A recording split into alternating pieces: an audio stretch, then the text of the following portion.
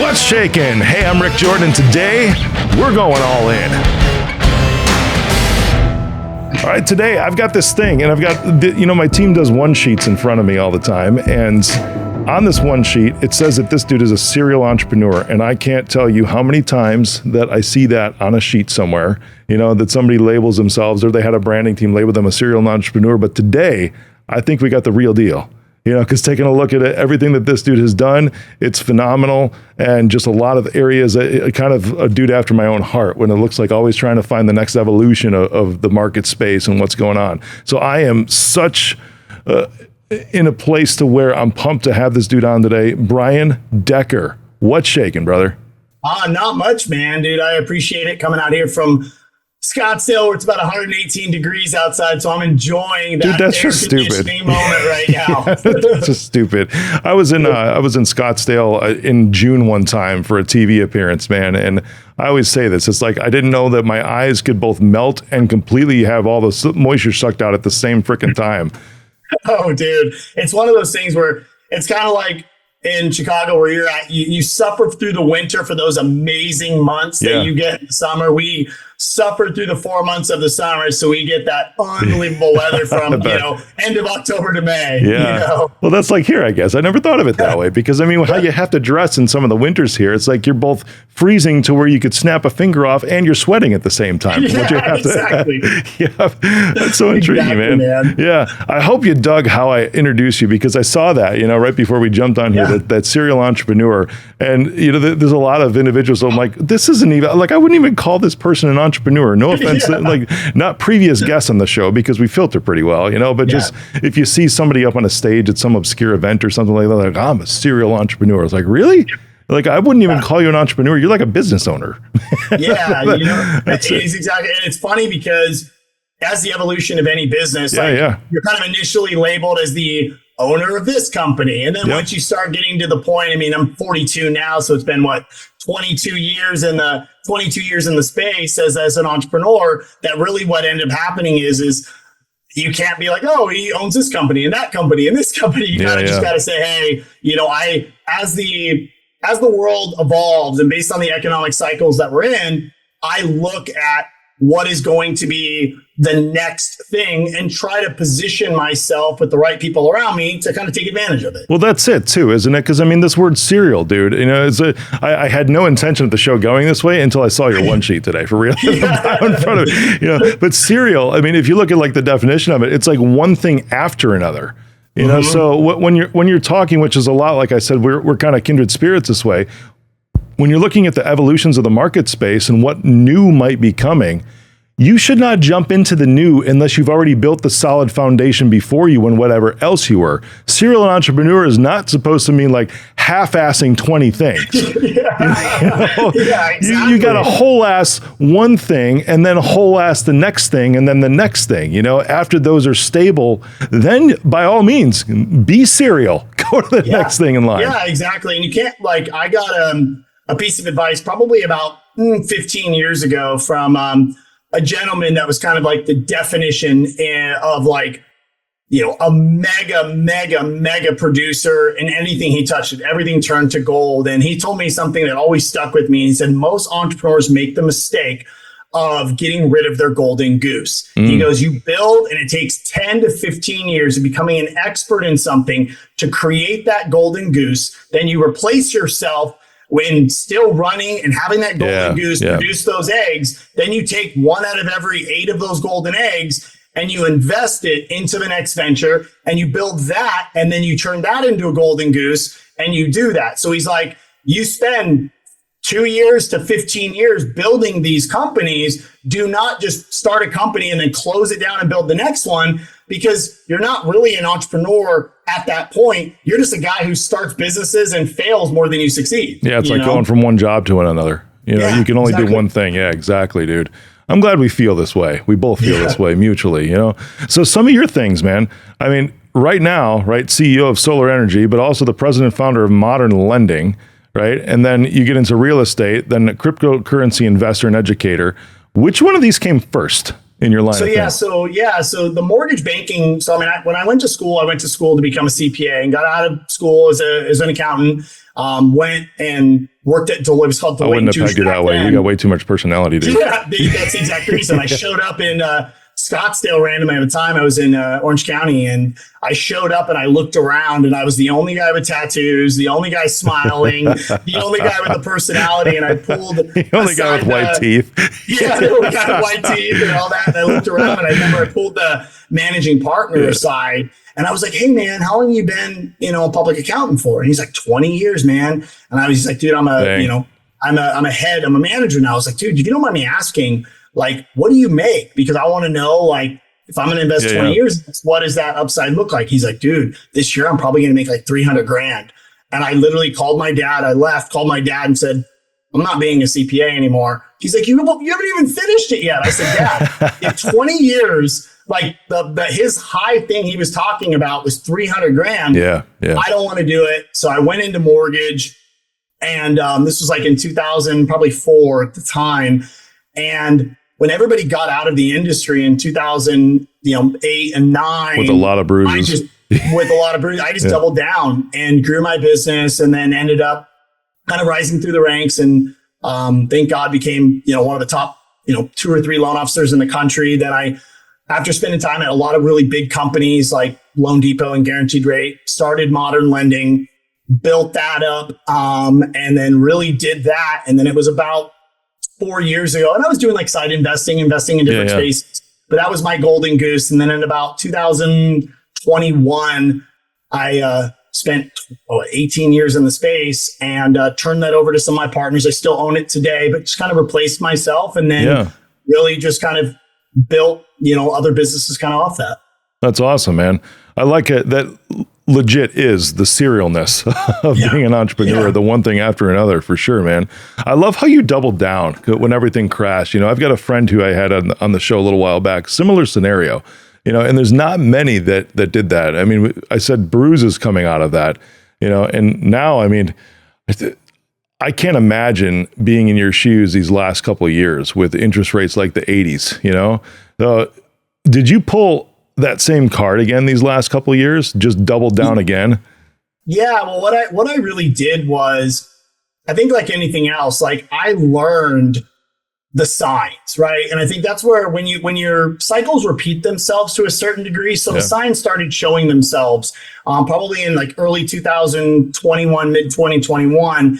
And so when I started seeing, the Fed start to raise rates, what I ended up doing was really scaled down to drop our fixed costs way down, put as much as I could on a variable compensation to basically not bleed out, because so many people bled out. And then one of the things that is crazy about the mortgage industry, if you really think about it, is everybody sells the same product. With purchase or refi, you don't determine the price of either one of them. Everybody sells the same thing. And then basically the cost of that product goes up, that you have no control over it. And at the same time, you run a successful business, you make all this money, and then you give it all back, start from scratch, and do it again in every cycle. And so for me, I had built it up.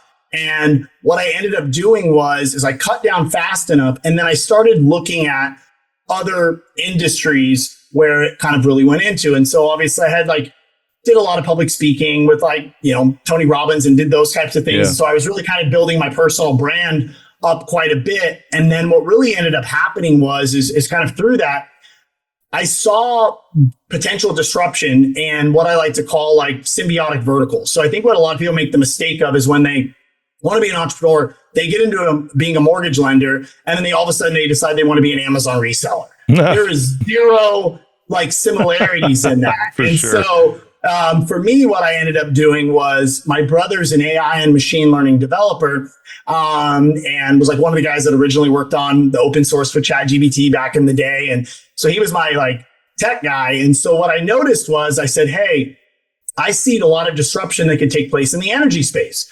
It's very similar to mortgage. You get these random door knocking kids that are unregulated. They take advantage of homeowners. They do this. And so rather than getting into the sales side of it, let's try to get ahead of the regulation and let's build some AI technology, because the construction industry is still doing paper invoices. And why don't we start developing a lot of technology? Because I learned mortgage can be a great business from a cash cow perspective, but when you want to exit it, you're going to get 1 to 2 times your EBITDA on a multiple when you sell it. So I looked at that and and I said, okay, this is great for a golden goose for cash flow, but it isn't going to end up creating the real wealth because of the very low multiple. And so that's kind of how I learned the evolution, was not just choosing a business because it made me a lot of money, but what was going to be a business that I could disrupt an industry in, that was kind of a symbiotic skill to what I had. And then from there, what would give me a good multiple? Because at the end of the day, we eventually want to retire, and the valuation of our business is based on the multiple we get for it, not how much cash we make. For sure it is, when we don't own anything. You're speaking my language there, because with the public company, I'm doing a roll up and everything's on multiples, But when you were talking, it's like, only 1 to 2x. It's like a mortgage business. There's no recurring revenue there, which is why the multiple's so low. It'd be like a carpet cleaner going out and trying to sell their business. Every time you got to hustle for every single job, you got to hustle for every single loan. So you're only as good as your last month. And the problem is you can't build a moat around the business because everybody sells the exact same product. It's not like you go to one bank and they're like, oh, I got a 45-year fixed at 2%. And you call the other bank and they got, I got a 30-year fixed. No, everybody's within 0.25%. It's like the gas station industry. I mean, pennies difference. You really just go to the gas station that is closest to where you're at when you need gas. And that's kind of how that industry was. And so you exactly nailed it. So our big business that we have, what we've worked on really the last 3 years, is really hitting kind of all three. It's a reoccurring revenue model with AI and machine learning built into it, as well as having a technology play. So I get the multiple of reoccurring revenue. I get a multiple of a technology in SaaS, and then I get a multiple on that multiple for patenting certain AI and machine learning. So you just learn, you just learn on what to build. That's a winning combo, man, right there. Yeah. And what's beautiful about that, because you're in the energy space, but what you're talking about can actually be applied. We're getting deep into business here. I'm glad. Anybody listening that wants to build a business, right, and actually have it mean something rather than just provide an income. And that's I could go on tangents on that all day long too. About what's the point? Maybe I will go on a tangent with you on this. It's like, what's the point of owning a business if the only thing it's going to do is pay your mortgage, and your regular bills? You might as well work for somebody else and have less stress. Oh, exactly. And you think about it this way, the way I looked at it is the only way a business is truly valued is if I can sell that business and somebody can step into my shoes and have no disruption in that business and can grow it. Yeah. So when you're looking at a lot of these businesses where it's built around a personal brand as a roofing company or as a real estate agent or as a mortgage company, that was my problem like Joe's Roofing, right? That's what you're talking about. Yeah. And you can't do it. And so I built this massive brand in mortgage, but the problem is when Brian Decker leaves, so does the business and the reoccurring revenue. So you don't have something that you can actually replicate. And so you've got to build that moat and then also be able to have somebody come in, like a PE firm or somebody come in and be like, oh, okay, cool. We can use our resources from the framework you've built and actually grow this business. Because when you build it around a personal brand, and you're really all you are is your own best employee. And then you're dealing with all the headaches that you wouldn't have to deal with as an employee. Yeah, you were hitting the nail on the head, man. That's very similar in my industry, right? IT and cybersecurity, is where everybody, typically the smaller companies anyways, have their IT guy. So everyone's like, well, Brian did this personal brand. He's on social and everything. It's like, no, what Brian's talking about here is a single human centric business.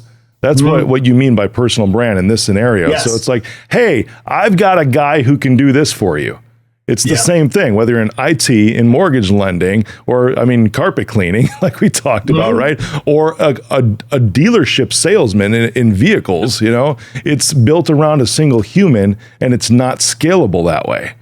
Yep, exactly. Because it's a kind of a catch-22, because as a salesperson, you are taught to build a really big personal brand, create those relationships with your brand to drive sales. But then if you ever want to exit out of it, guess what? You basically are a professional athlete, right? Versus being the owner of the team, right? And it's a difference. And so that is what I really learned is even though I made multiple seven figures for all these years doing loans, the problem is I was a professional athlete. The second I didn't want to play the game anymore, I had a small little pension like that you get, versus I learned is saying, okay, I need to focus on building a business that it is not centered around solely on me, so that when I want to exit it someday, they're not like, well, you got to stay with it for 12 years. Yeah.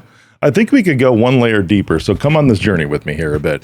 Because I think also when you're talking about scaling, because you did the right thing. I think I did the right thing, to where we became spokespeople for the brand rather than being the brand. And that I also see another challenge to scaling too with people that work for you or work in the organization, because you mentioned salespeople, but I'm also thinking maybe people on the operations side too, because those individuals, whereas the founder should become the spokesperson of the brand in order to allow scaling, the people that work for the company then become the facilitators of the connections. I've never talked about something like this before. This is cool. We went this way, man. And it's and because of that, it's like if you have individuals that have difficulty, if they're on a service side, if they have difficulty delegating because nobody does it like they do, they have tried to build those customer relationships around themselves, which is like a mini version of what you're talking about here, which is also death to the possibility of scaling. Yep. And I think one of the things that I learned, so one of my mentors now is a gentleman by the name of Matt Ishby. He owns the largest mortgage company in the country, and he also owns the Phoenix Suns. And I had a problem like we all do. Every visionary that builds a business has a very difficult thing of delegating, because we're like, I can do it better. And he says something to me I'll never forget. He goes, here's the problem. Sure, you're going to do it 100% as good, but there's one of you. So imagine if you got 70 of you that could do it 70% as good. So even if they only won 7 out of every 10 deals, but you have 70 of them, okay, you have 490 deals. Can you do 490 deals every month? No, you can't. Just accept and never let perfect get in the way of good. Dude, that's beautiful. That is the magic number too, dude. For real. The 7 out of 10, the 70%. I like the inverse of that as well, because it's a reality check. It's like that means, and you need to be okay with, if you want to scale, you need to be okay with, they're going to fuck it up 3 out of 10 times. Yep. And I think for me, that's why I ended up structuring my mortgage. I ended up leveraging it where I built the brand, but what I did and the way I kind of facilitated it with all the relation we had, I said, hey, here's the deal. I want you to understand something. So I'll use it in mortgage and real estate so people understand. I say, hey, you're a real estate agent. You're calling me right now that you need me to go ahead and get this client pre-approved. And then your husband who works with you is also calling me up because he needs loan documents out right now and right then. And then your assistant is calling me because they need this appraisal back right now. I am one human being. Which one of the 3 of those do I choose? Because the other 2 are going to get sacrificed. Those are tasks. The skill for me is building the system in place that gives the in and out experience of a repeatable process without me involved in it. So anything that is a task, I'm going to train mini-me's that can do that task so I can do all 3 of those things. And then whichever one of those tasks requires a skill, then I can step in and train that person on it. And they were like, oh, that's cool. I don't really care if it's you, as long as it just gets done. And once I heard that, I was like, oh my God, my ego is what's getting in the way of me scaling. Bingo, exactly. And you know what? That's the thing. It's like nobody really gives 2 shits, dude. Is that what they care about is exactly what you said, that it just gets done. I mean, going through an SEC audit right now, right? And the audit, there was something there, and it's like, I was trying to get the exact methods that he was going to use and all this thing, and just arguing he was, right? And at the end of the day, I was like, you know what? I would love to be wrong in this case, because that means you're right and it just gets done. That's it. Yeah, exactly. Exactly. And I think there's beauty in that. Like I tell people all the time, doesn't matter what company it is. I said, hey, you know what? Just because I'm the CEO of this, please challenge everything I do. Because as a visionary, I see where I'm going in the future and potential problems in the future. The problem is I forget to tie my shoe sometimes when I'm walking because I'm looking so far ahead. So that's why for me, what I learned is I cannot be a visionary and an integrator. What I use is I have to get a really good integrator, but he also sees my vision, but he has that ability to be like, whoa, Brian, let me cross some T's and dot some I's. You stay on the vision. I'll just sit there in front of you and keep tying your shoe and picking up your money and doing everything. And you just keep going. I love it. Dude, I love our energy too. I'm thinking, I mean, obviously we're two salespeople because we're just getting jazzed over this stuff, right? I was thinking about this, like we have been like 120 miles an hour this entire past 20 minutes here. It's been, I don't know, but that's like me all day too. You know, me too. There's some shows that it's like, you know, we get nice and chill and we talk about some things, you know, but then others it's like, you know, we're just going balls to the wall. This is how you scale a freaking business, you know, look at our backgrounds. We're ready to go. Yeah.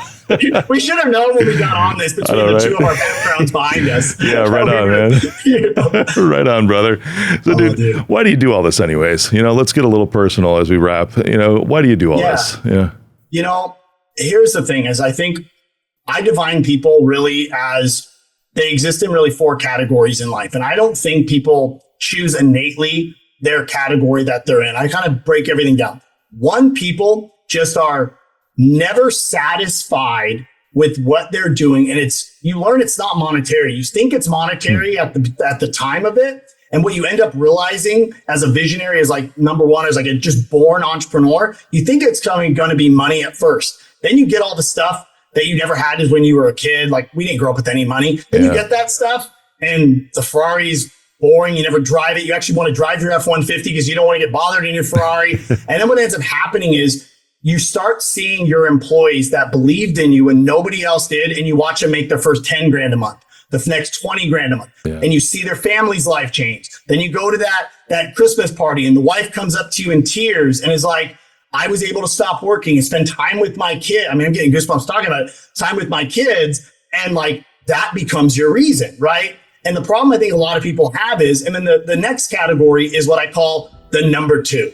If the number 2, they are that integrator, they're that right-hand person, they sometimes make the mistake of thinking they need to be a number 1 and they fail as a number 1 and they don't realize being that number 2, maybe they are not that visionary, but they are that executor, that integrator. They will make way more money and have way more joy in their life. They rule the world. Rule the world is that number 2. Right. And I think that's where a lot of people make the mistake, because I'm sure like you on social, I get hit up all the time. Hey, man, I got a great job. I'm doing this and this and this, but I really want to be an entrepreneur. And I always ask them, I say, you know, at the end of it, what makes you want to be an entrepreneur? And they say, well, money. Wrong answer, man. Yep. Stay in a number 2. You're going to make way more money in a number 2. And then number 3, you have your worker bee.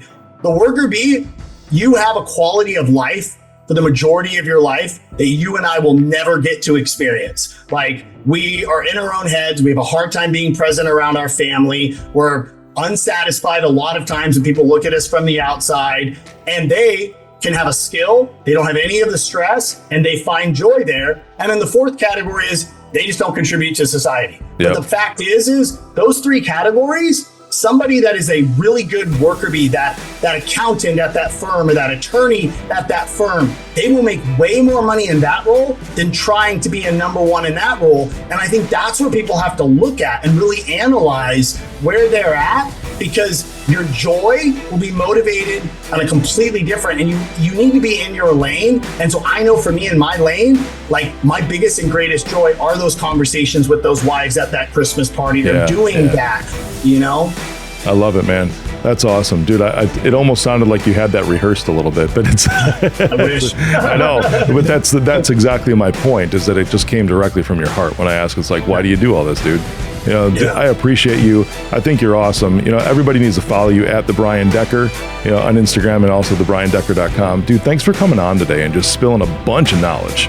Oh, thank you, Rick. I appreciate you having me on, brother. Thank you, man.